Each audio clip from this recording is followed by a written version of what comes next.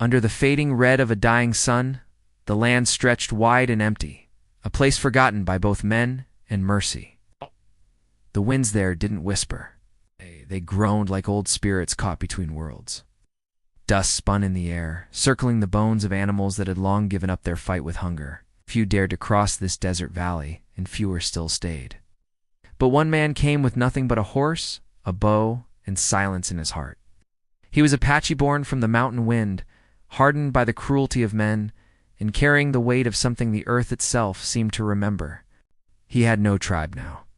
The white men had burned his camp, and his people were either gone or ghosts that followed the trail of smoke.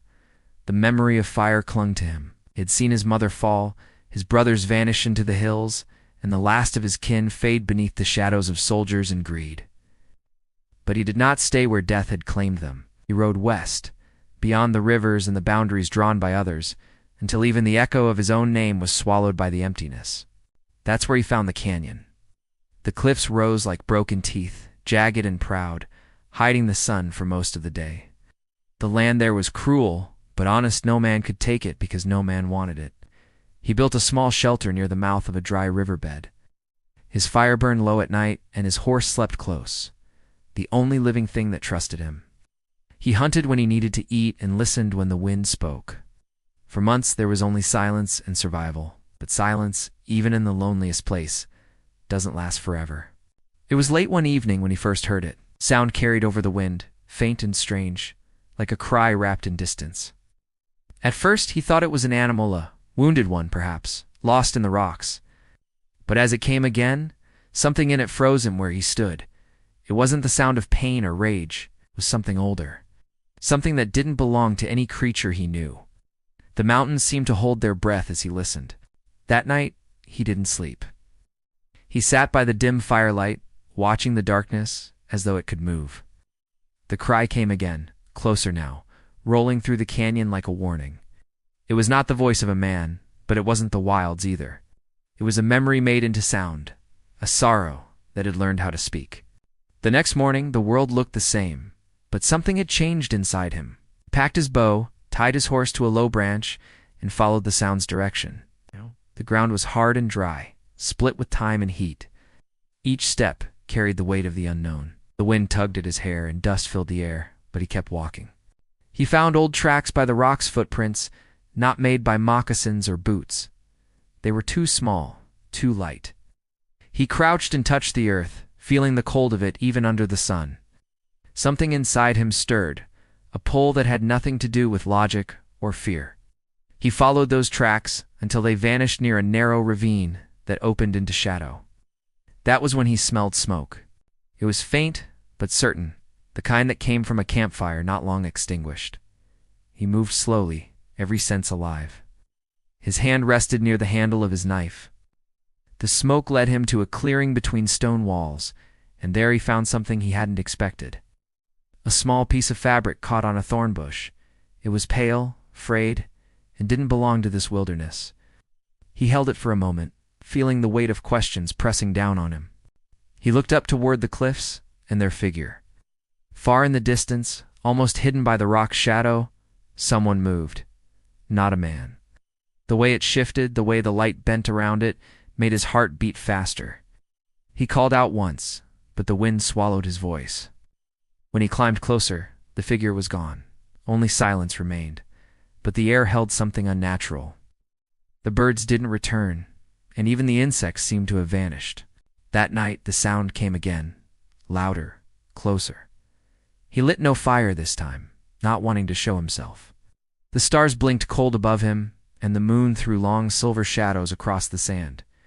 The cry rose from deep within the canyon, like a voice crying through water, begging to be heard but never reaching the surface. He closed his eyes, listening to every rise and fall. There was grief in that sound, but not human grief. It was the kind that could bend time, the kind that made even the earth tremble. He wondered if he had crossed into a place the living weren't meant to walk. For the first time in years, he felt fear. The wind carried whispers, words that almost formed meaning but slipped away too fast to understand.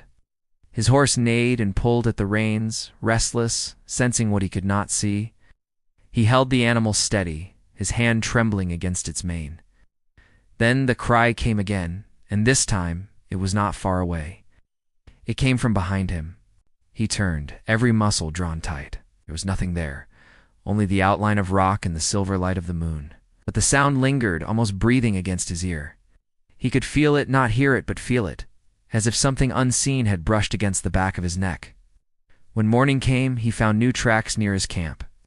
They circled his fire pit, but never crossed it. Each print was shaped like a child's, but they stopped abruptly at the edge of the riverbed, as though whoever made them had vanished into thin air. He tried to shake it off, to tell himself that the mind plays tricks when it's too long alone. But deep down, he knew this land carried stories older than any man. The elders had spoken of such places where souls that could not rest lingered between worlds, where sounds carried the memories of the dead. For the first time, he thought of leaving. But where would he go? The world beyond this canyon had taken everything from him. Here, at least, he could breathe without the noise of war and men's cruelty. Still, the sound returned every night, weaving through the rocks, changing in tone, as if trying to form words. One night, unable to bear it, he called back. His voice echoed across the canyon, raw and broken, a sound of his own loneliness answering the unseen. For a long time, there was nothing. Then something answered. Not a cry this time, but a whisper faint, human, and full of pain. He froze. It was a woman's voice. She spoke a name he did not know. And then silence fell again. The wind died, the air grew heavy, and for a moment he felt a presence near him, gentle, cold, and close enough to touch. His heart pounded, but his feet stayed rooted to the ground. He whispered into the dark, asking who she was. The only answer was the soft sound of the wind shifting the sand. Yet he knew she had heard him. He could feel it. When dawn came, the canyon was quiet once more, but the unease didn't leave. Something in that voice had reached a part of him he thought had long turned to stone. He didn't know whether she was a spirit, a memory, or a lost soul still wandering the edges of the world. But one thing was certain. She was calling to him, and now he could not ignore it. He turned toward the ravine again, toward the shadows where he'd first seen movement. His steps were slow, careful, as if each one might awaken something ancient that had been waiting there. The wind rose once more, carrying that same haunting sound. And as he stood at the mouth of the canyon, the earth beneath him seemed to breathe. Something was alive there, something that had been waiting for him to come. Then he heard it again, the sound, the one no one ever forgets. It was closer this time, too close. And as the echo faded, he realized it wasn't just calling for help. It was calling his name. The Apache stood at the edge of the ravine as dawn broke over the desert, the first light spilling across the rocks like liquid fire. His breath came slow and steady, but his heart carried a strange weight. He had faced storms, hunger, and men who came with rifles and greed, yet none of those had shaken him like this. That sound, the voice calling his name, still lingered in his mind, echoing like a ghost trapped behind his thoughts. He didn't know how it knew him or what it wanted, but he felt certain it had been waiting. He moved through the narrow canyon with cautious steps. The morning air was cool, the ground still holding the night's chill. The silence here was different from the quiet he had known before. It was heavy, as if the world itself had stopped to listen. His eyes traced every shadow, every mark along the rocks, searching for something human to explain what he'd heard. But there was nothing. No sign of life, no trail of footsteps. Only the wind whispering through the cracks and the faint scent of sage. By midday, the sun had climbed high, and he returned to his small camp near the riverbed. His horse greeted him with a restless snort, still uneasy from the night before. The animal's ears twitched toward the cliffs, as if listening for something only it could hear. The Apache ran his hand along the horse's neck, murmuring softly in his native tongue. The bond between them was old, an unspoken trust built through solitude and survival. He crouched by the fire pit and found the ashes cold. That meant nothing had disturbed the camp, yet he couldn't shake the feeling of being watched. It wasn't fear exactly. It was the deep unease that comes when something unseen is near, but refuses to show itself. He looked toward the canyon again. Shadows there seemed thicker now, like they carried a life of their own. As night returned, the same haunting cry rose from the distance. This time it wasn't just sorrow in the sound. It carried urgency, almost pleading. He closed his eyes and listened. The cry seemed to shift directions, circling the canyon as though trying to draw him in. He tried to ignore it, to convince himself that it was only the wind twisting through the rocks. But when he heard his name again, faint yet clear, he knew this was no ordinary echo. He built no fire that night. Instead, he sat on the ground with his knife in hand, waiting. The stars above seemed dimmer, as if veiled by something unseen. The air grew colder than it should have been. The cry came again, softer now, closer to his ear. Then came silence. Long, deep, endless silence. He didn't realize he had fallen asleep until he woke to the sound of his horse stomping in panic. The sun hadn't risen yet, and the world was still wrapped in darkness. The Apache sprang to his feet, eyes sharp. Something moved near the edge of the camp just a shape at first, pale against the shadows. It stood there, motionless. He stepped forward, knife ready, but when he blinked, the shape was gone. The air where it had been shimmered faintly, like heat rising from the sand. His horse neighed again, pulling at the rope. He untied it and whispered to calm the animal, but his own pulse refused to slow. When morning came, he walked back to the ravine. He followed the dry river deeper than before, his instincts guiding him. The air grew cooler, the light dimmer, and the sound of the wind faded away. He soon reached a place where the canyon walls curved inward, forming a hollow. There, he saw a tan old stone carving half buried by sand. It wasn't the work of his people. The lines were strange, the figures almost human but not quite. It looked ancient, the kind of markings that carried stories too old to be told. He brushed the dirt away with his hand and saw symbols cut deep into the rock. Among them, one stood out a spiral with a line through it. His grandmother had once spoken of such marks. They were said to be gateways, places where spirits crossed from one world into another. He stood in silence, staring at the carvings, the wind pressing lightly against his back. Somewhere beyond these stones, something had awakened. He could feel it in his bones.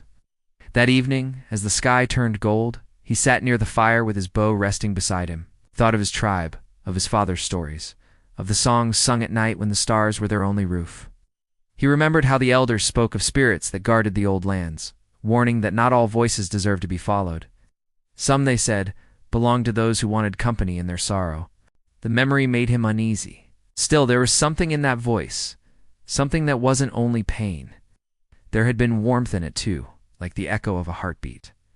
Days passed, but the sound did not stop. It came with the wind, sometimes distant, sometimes close enough to feel on his skin. Each time he resisted going back to the ravine, but curiosity pulled at him stronger than caution. He began noticing other things too. The air around his camp felt colder at night, his fire burned slower, and the ground near the riverbed grew damp, even though it hadn't rained in months. One morning, he woke to find the fabric he had discovered earlier placed beside his sleeping mat. He had left it near the cliffs days ago, yet now it was here, folded neatly. He stared at it, unsure whether to touch it again. The world felt quieter, as if waiting for his reaction. Finally, he picked it up and turned it over in his hand. The fabric smelled faintly of smoke and something else, wildflowers maybe, or a memory he couldn't name. That night, he returned to the ravine. He carried a torch this time, though the wind made the flame struggle. He followed the path until he reached the stone carvings again. Flickered across the walls, and for the first time, he noticed a narrow opening behind the rocks. It was small, hidden by shadow. He hesitated, then ducked inside. The passage was tight and cold. The torchlight revealed drawings etched along the walls, figures of men, animals, and something larger. One figure looked almost human, but surrounded by spirals, its eyes drawn like hollow circles. The further he went, the colder it became.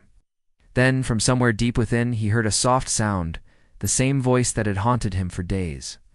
He froze. It spoke again, whispering words he could almost understand. It wasn't calling his name this time. It was saying something else, something that sounded like a warning. The flame flickered and he turned, feeling the air shift behind him. The torch went out. Darkness swallowed everything. He stood still, listening. The only sound was his own heartbeat.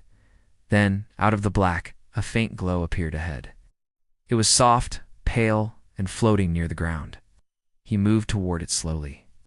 As he did, He began to see shapes around him, old bones scattered across the cave floor, bits of pottery, remnants of a time long gone. The light shimmered, and then he saw her. A figure stood by the far wall, faint and transparent, her outline made of light and shadow. Her face was calm but filled with sorrow. She looked at him without moving, and for a moment the world around him went still.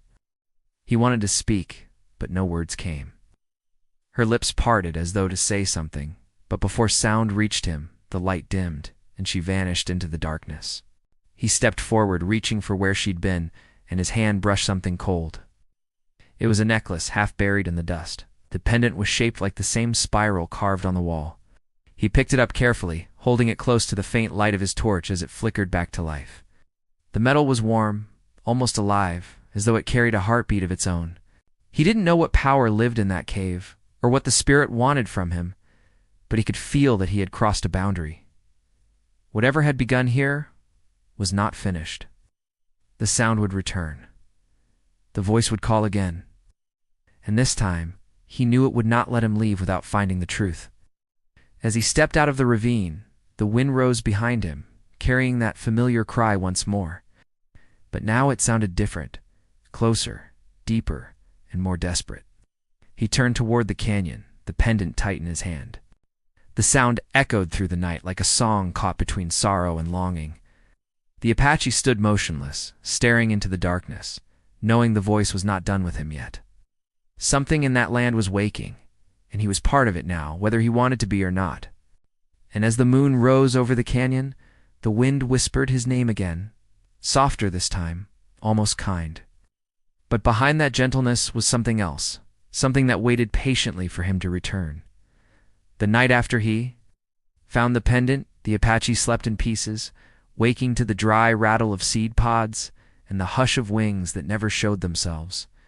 When the wind rose, the spiral amulet warmed against his chest, as if answering a call beneath the sand. He kept thinking of the carving in the cave and the figure of light that had turned to him with sorrow in her eyes. The voice had known his name. That truth worked under his ribs like a thorn. He had come to this canyon to be left alone, but the land had other plans. The sound no one forgets had braided his life to this place in a way he could not cut loose. By morning, a thin line of smoke drifted from the far end of the valley. He saddled his horse and moved carefully along the dry riverbed, keeping to the shade of boulders. Found the source, where the canyon widened into a shelf of scrub and mesquite. A small wagon stood there, canvas-patched and sun-bitten, a mule tethered to a greasewood stump. Two people sat near a mean little fire. One was a woman wearing a faded work dress and a hat that had seen too many summers. The other was a boy with a sling across his shoulder and a stubborn set to his mouth. The woman saw the Apache first and rose slow, palms open. The boy reached for a stick as if it were a rifle. She spoke with a voice that carried prairie miles. They had lost the trail days ago. The nearest town had lied about water, and the clouds kept their distance as if following orders. The boy coughed and turned his face away when he tried not to stare. The Apache listened and kept space between them, weighing risk against the old code that said a traveler in trouble is a duty given by the sun itself. The woman's name was kept behind her lips as if names were coins to be spent only when trust had weight. The boy said he was called Clay, and he said it proud, as if daring the world to argue. The Apache pointed toward a pocket spring he knew, tucked behind willow and rock where the canyon's spine bent just right. He led them there and watched the mule drink like a creature new to joy. He filled their canteens and set down a few strips of dried meat without comment. The woman thanked him with careful words. She had the look of someone who had spent years making small things last longer than they should. Clay ran his fingers along the horse's neck and pretended not to be afraid. When they learned he lived alone out here, the woman's eyes shifted toward the cliffs that held the cave. She asked if he had heard anything strange in the night. The boy glanced at her, then back at the water, as if the question itself could wake something. The Apache said little, but he noticed the way her breath shortened as she waited for his answer. She had heard it too. People who had not heard it would ask in a different way, with curiosity instead of caution.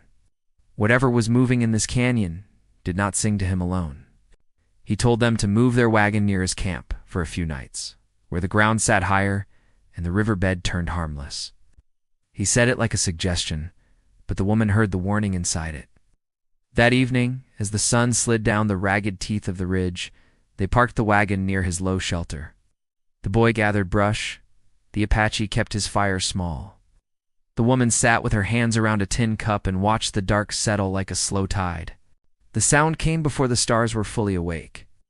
A low call that rose from the ravine and traveled along the rock as if the stone were hollow. The mule pulled against its rope. Clay pressed closer to the wagon. The woman closed her eyes. Apache felt the pendant thrum with the same rhythm, a pulse in metal answering a pulse in air. The voice shaped something like his name, and then bent, changed, turned toward another word that did not belong to any tongue he knew. The woman's cup rattled softly against her teeth. She whispered a name that was not her own, and it shook out of her like a secret finally too heavy to hold. Her husband. She had lost him 2 winters ago on a hauling run, a bad turn on a bad road, a river swollen out of season. She said she knew the river had kept him, yet when the wind grew thin and the sky turned a color like old iron, she would hear him outside the door, tapping the frame with his ring the way he always did. The first time she heard it, she had opened the door. Nothing waited there, yet the tapping repeated on nights made of the same weather. She had left the farm because the land had begun collecting sounds that did not belong to the living. Now the canyon sang to her the way that door had spoken. She had believed she could outrun a voice. She had not counted on this place. The boy did not speak while she told it, kept his jaw tight and his eyes on the mule. The Apache watched him with a hunter's attention and saw a fear that had decided to be courage because there was not much else left to be. He recognized it. He had felt that same stubborn climb inside himself after the soldiers came and the world tipped and never reset. When the voice fell back into the stone, the night did not relax. The quiet held a new shape. The Apache told them of the carvings in the cave and the spiral sign. The woman listened with her whole body as if a door inside her had opened and she could not close it anymore. Clay begged to see the cave at first light. The Apache said no, not yet. Some places require a trade to cross. You had to know what you were willing to pay. Before dawn, he saddled his horse and rode the long way around the ravine, climbing higher than before. From that vantage, the canyon floor spread like a map written by water and time. And on that map he saw something new. Tracks, not animal. Not moccasin, not boot. They moved in a pattern that made no sense, circling and halting as if the walker did not weigh the world the way a living thing does. He followed as far as the rock allowed, and then stopped when he reached a shelf-worn slick by ages. The tracks led out toward empty air and stopped there, clean edges and dust where no one could stand.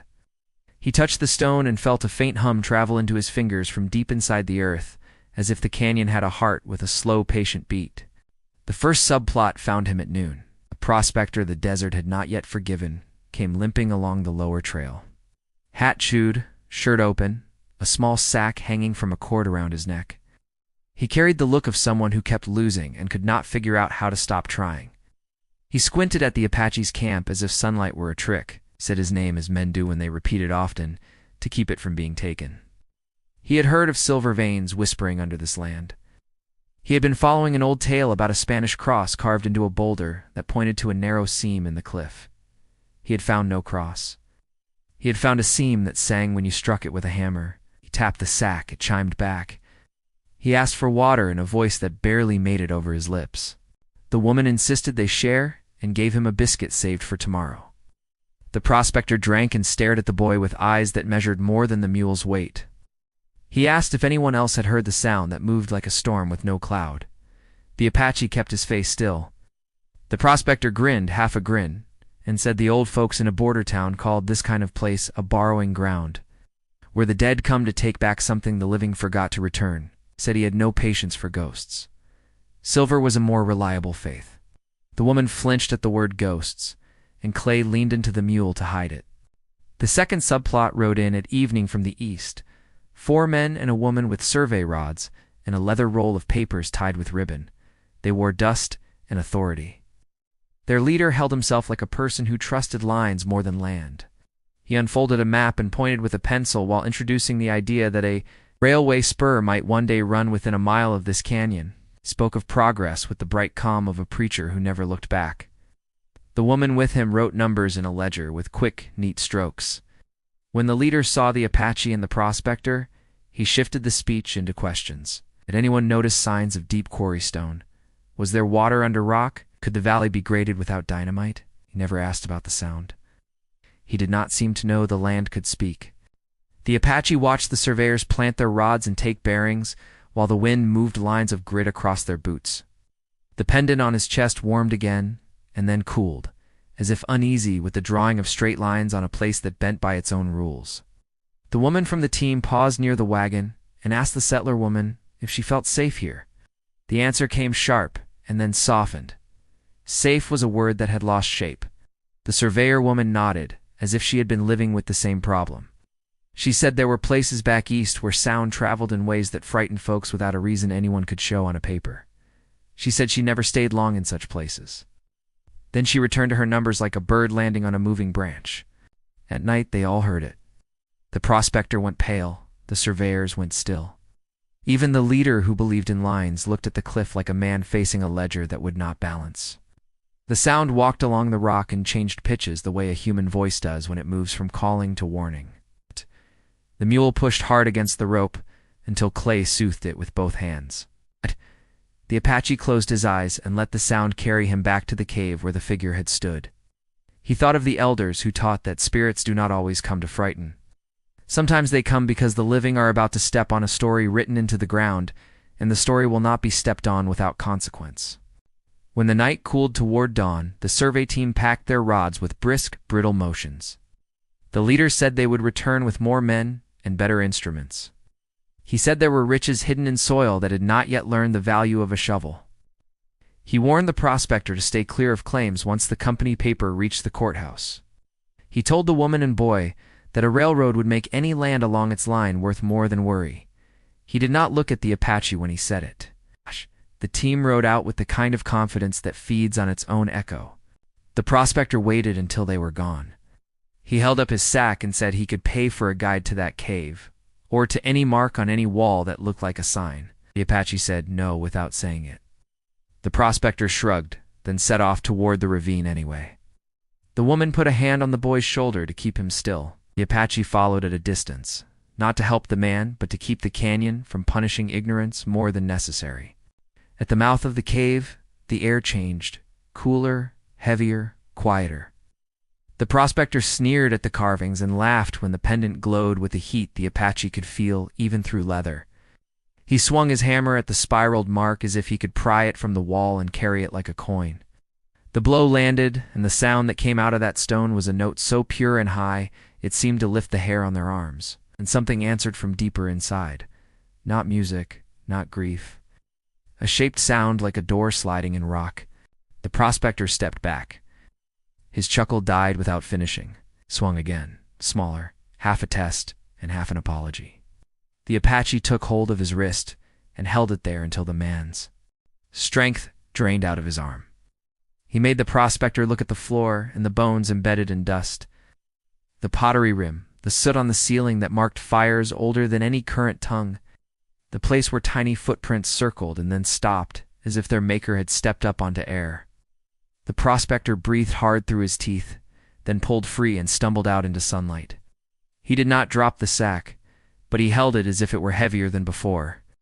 Back at camp, the woman spoke while the boy slept under the wagon. She stared at the pendant and said the spiral looked like a brand she had once seen on an old iron at a border ranch. Only the line through it was different. She said the rancher claimed the mark had been copied from a sign in a canyon where his father had found a girl years ago, tied to a cedar by men who feared bad luck if they took her with them. The rancher said the girl never slept through the night and would not cross running water. The Apache felt the pendant heat again, then cool. He asked where the rancher lived. The woman said he had died long ago, but his sons had carried the brand north. She did not know where they settled. The boy woke at dark with a shout he choked down into a cough. He said he had dreamed of a doorway made of wind. He said hands had reached through it to give him a rope of horsehair and tell him to hold tight. The Apache asked if the hands were warm. The boy said they were cold and kind. He did not cry when he said it. Seemed a little older than the morning version of himself. The main conflict settled into its full shape as the next day burned. The surveyors would return with stakes and rules. The prospector would cut at the cliff until it sang or cracked. The woman and boy had nowhere to run that the voice would not follow. The canyon itself seemed to be gathering breath for something that would not be small. The Apache moved through his camp like a man setting a house against a storm. He checked his bowstrings, counted his arrows, trimmed the firewood to quick pieces. He walked the rim and studied lines of approach that men would choose if they did not know the land. He laid out cornmeal at the cave mouth the way his grandmother had shown him when asking respect from a place that needed it. That night the sound rose earlier than usual, came layered, as if more than one voice spoke from the same throat. The canyon filled with it. The mule trembled. The prospector hid his sack under his shirt like a stolen baby. Clay gripped the horsehair rope he had woven that afternoon because dreams sometimes know what hands will need. The woman watched the ravine with eyes that had learned to measure grief the way travelers measure miles. The Apache stood with the pendant in his fist and felt the metal pulse against his skin, a rhythm that matched the beat under the ground. The wind paused. For a single-held moment, even the stars seemed to listen. The voice called his name again, not pleading now, not warning, but summoning with a strength that left no space for refusal. From the mouth of the cave, a thin line of light appeared, the same pale glow he had seen inside, only brighter, cleaner, steady as a blade. It stretched along the sand toward his camp and stopped at the edge of the fire circle as if it honored a boundary older than fire itself. He stepped forward until the edge of light touched his toes. The metal in his hand burned and then cooled. He could feel eyes on him that did not belong to the living. Behind him, the woman whispered a prayer she had not spoken since the day the river kept her husband. The prospector began to mutter sums under his breath, counting through a fear he did not want to name. The boy held tight to his rope, jaw set, gaze fierce. The sound rose once more, shaped into words that almost belonged to his language and almost belonged to none. He understood only this. If he crossed that line of light, something that had been sleeping would wake the rest of the way. If he stayed, the waking would come anyway, slower, heavier, with more hands in it. He took another breath and did not step yet. The canyon waited, the way a hunter waits in brush, with an arrow half drawn. The night held its breath with him, and the voice, patient and relentless, called again. The Apache stood motionless at the line of light that split the sand.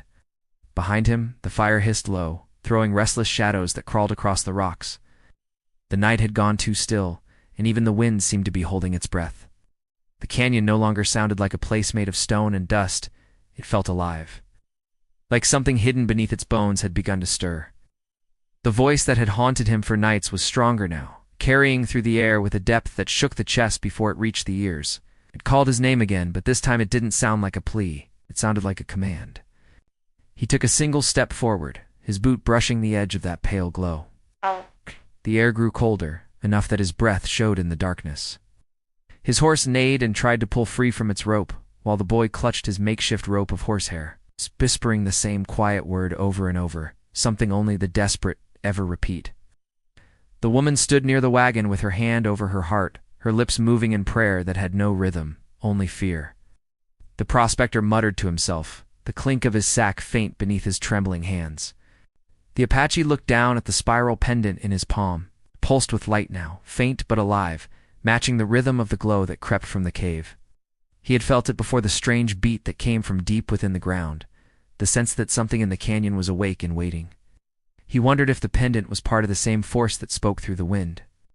A relic from those who had lived here before words were written. The stories of his people had always warned of such things, places that remembered. He knew this was one of them. A sound cracked through the silence, sharp and sudden. It came from the ravine where the prospector had left his hammer wedged in the stone. The Apache turned toward the noise and saw movement. Dust lifted into the air as the rock face trembled. The prospector took a step back, his face pale beneath the firelight. He opened his mouth to speak, but no sound came. The ground under his feet gave a faint sigh, and the hammer he had left embedded in the wall began to shake. The Apache's eyes narrowed. The glow from the cave brightened until the air shimmered. Then the hammer slipped free, not falling but flying, thrown by something unseen. It struck the ground hard, splintering the silence. The prospector stumbled backward, eyes wide with terror. He turned and ran, his boots scattering dirt as he disappeared toward the canyon mouth. The boy shouted for him to stop, but the night swallowed the sound. The Apache didn't follow. He had lived long enough to know that some men don't come back when they run from fear, they vanish into it. The canyon rumbled again, deeper this time. A crack tore across the face of the cliff, stretching from the cave's mouth toward the dry riverbed. Dust rained down like ash. The Apache grabbed the woman's arm and pulled her closer to the wagon, his instincts shouting louder than the voice that still called his name. The horse reared and nearly broke free, and even the mule brayed in panic. Clay clung to his mother, eyes fixed on the canyon where light now streamed like water down the stone. The Apache felt it again, the pull in his chest, the same one that had drawn him to this place in the first place. The voice was not outside him anymore. It had found its way inside his thoughts. He heard words that were not words, images more than sound. He saw flashes of faces he didn't know, people carved in light and shadow, their eyes turned toward the canyon as if they were waiting for him to choose. He saw fire on the horizon and soldiers with torches. He saw his own people running through the smoke, their cries mixing with the same sound that now filled the night. He understood then that the canyon's voice was not calling him to harm, it was calling him to remember. But memory had its own kind of danger. The woman whispered his name, pulling him back to the present. Her eyes were wide with something between terror and belief. "It's not wind," she said softly. "It's alive." The Apache didn't answer. He could feel the truth of her words in his bones. He knew this was no ghost, no trick of loneliness or grief. Something ancient lived beneath that stone, something that had been waiting for centuries to be heard again. The line of light stretched further now, curling toward the camp like a hand reaching out. Clay's horsehair rope began to hum in his grip, vibrating as though it shared the same pulse as the pendant. The Apache crouched beside him and placed his hand over the boy's. "Don't let go," he said quietly, "no matter what you see." The boy nodded, though his lips trembled. The wind came alive again, spinning around them in tight, circular gusts that carried the scent of wet earth. The ground, once dry as bone, began to darken as if the desert itself were drawing breath.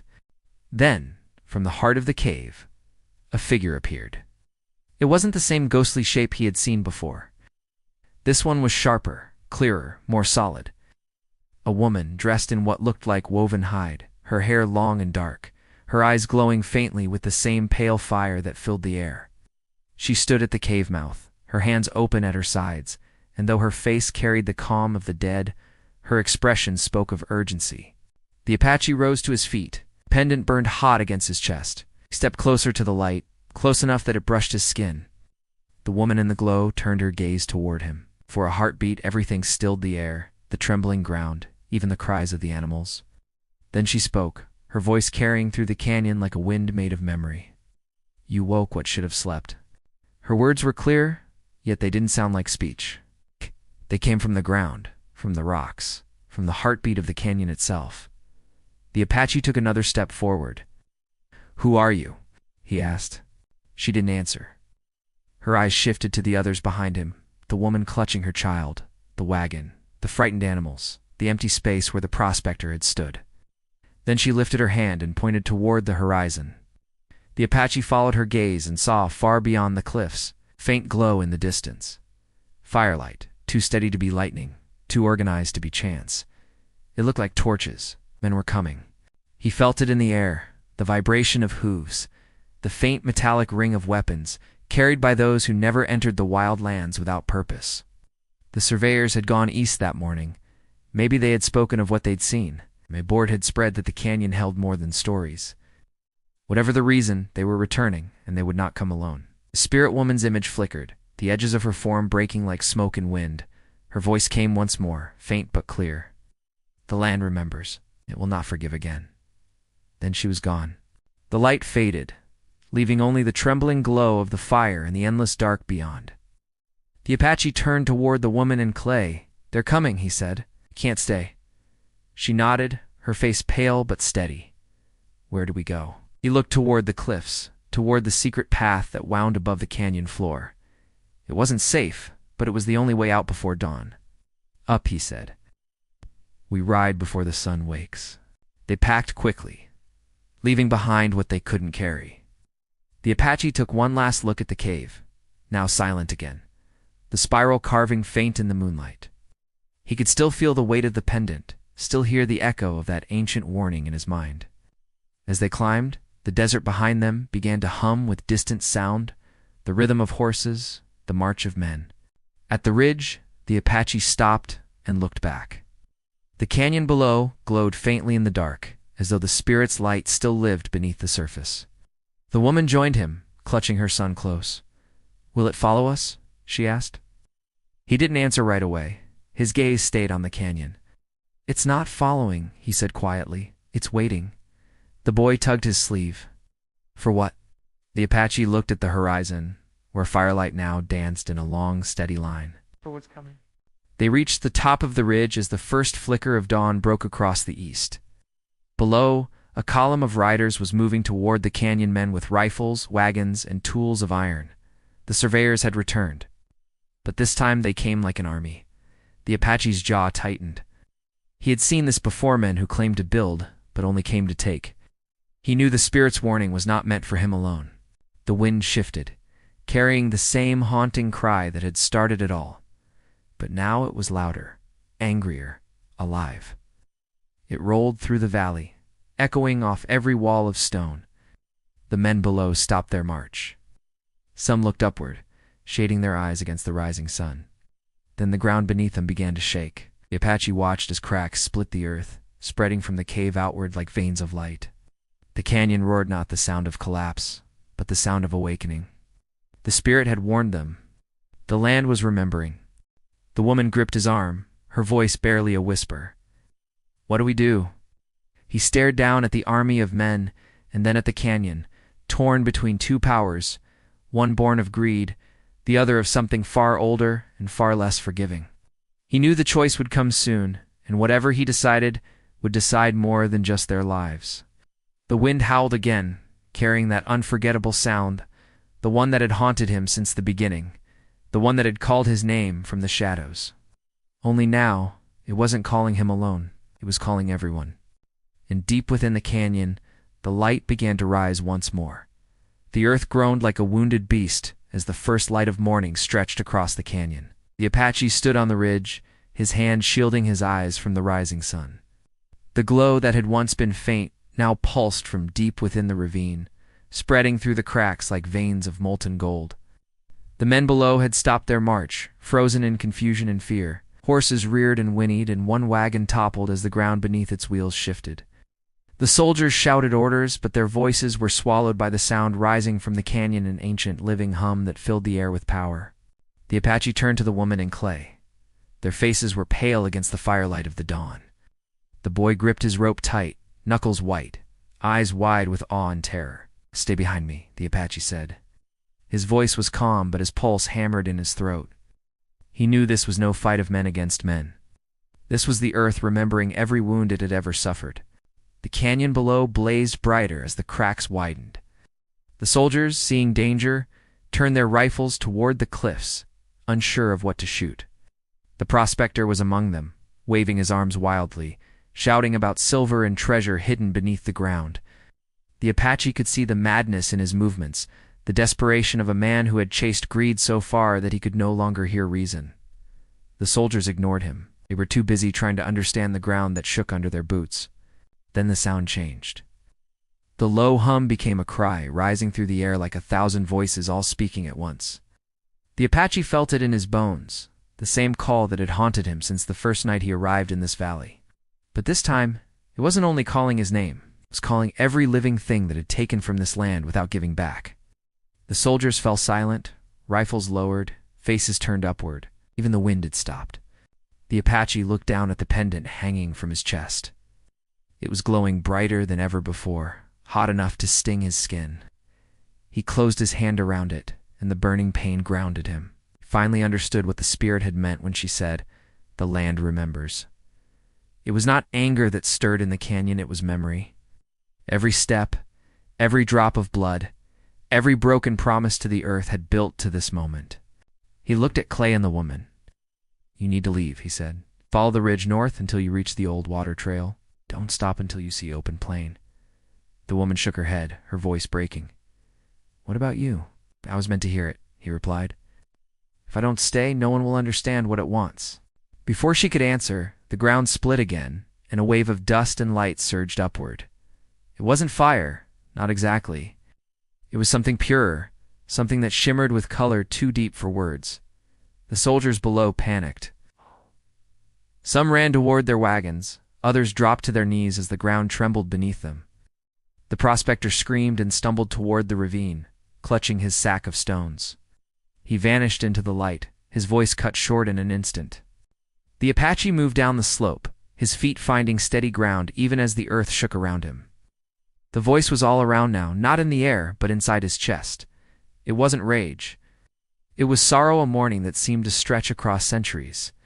He reached the edge of the canyon and stopped where the spiral carving glowed brightest. The light pulsed in rhythm with his heartbeat. He could see faces within it, his ancestors, warriors and mothers, children and elders all watching in silence. He dropped to one knee and pressed the pendant against the ground. "I hear you," he whispered. "I will not let them take this place." The glow flickered, dimming for a moment as if listening. Then the earth gave one last deep rumble, and the canyon exhaled. A wind rushed upward, scattering dust and ash into the morning sky. The soldiers below were thrown to the ground, their rifles slipping from their hands.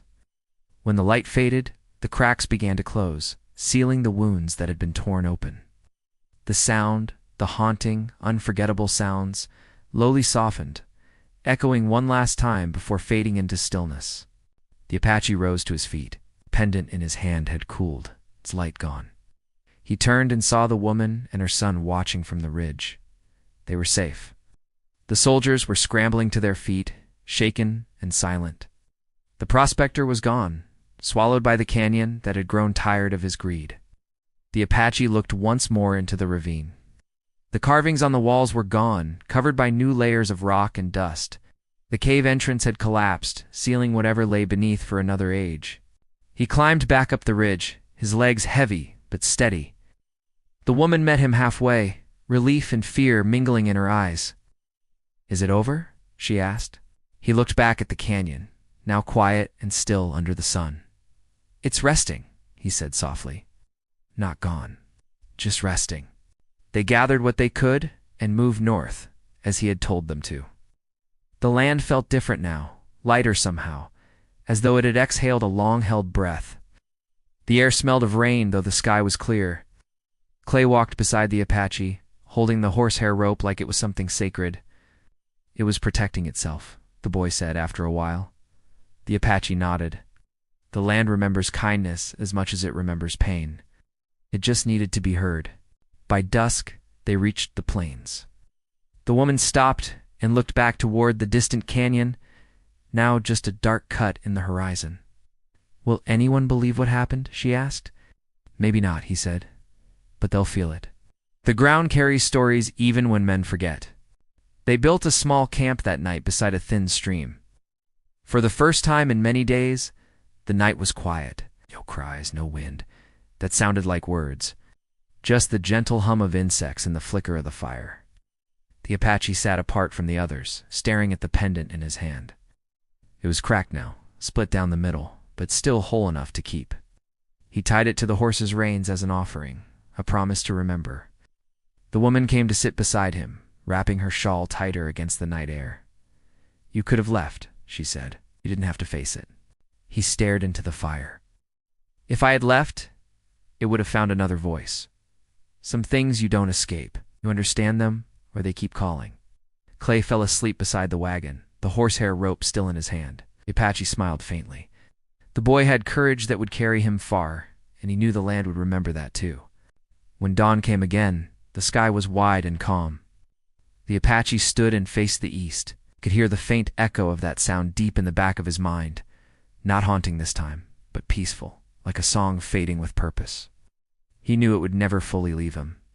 Some sounds live inside you once you've heard them. They become part of the blood. He turned toward the woman and the boy. "You'll find people ahead," he said. "Follow the stream.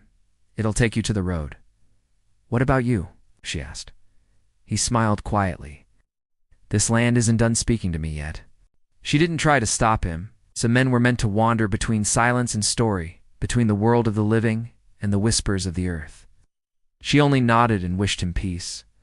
The Apache rode back toward the canyon alone. The morning sun caught the dust in the air, turning it gold. When he reached the ridge, he looked down once more. The valley below was calm again, as if nothing had ever stirred there, but he knew better. Beneath the stone, beneath the endless years, the spirit of the land still breathed. He dismounted and stood at the edge, eyes closed, listening. For a long moment, there was nothing. Then, faint and distant, he heard it again, the sound that no one forgets. But this time it wasn't a cry, it was a song. He bowed his head, a faint smile touching his face. The land had spoken, and he had listened. The memory of all that had been lost, all that had been taken, now rested in balance. The earth had forgiven enough to sleep again, and the lone Apache, who once came here to escape the world, had become its guardian without ever meaning to. When he finally turned to leave, the wind followed him gently, carrying that sound over the empty valley, no longer a warning, but a promise. The promise that as long as someone listened, the land would never be forgotten. And as he rode into the horizon, the light of the morning sun spilled across the desert, touching the stones, the riverbed, and the silent canyon that now slept like a heart, finally at peace.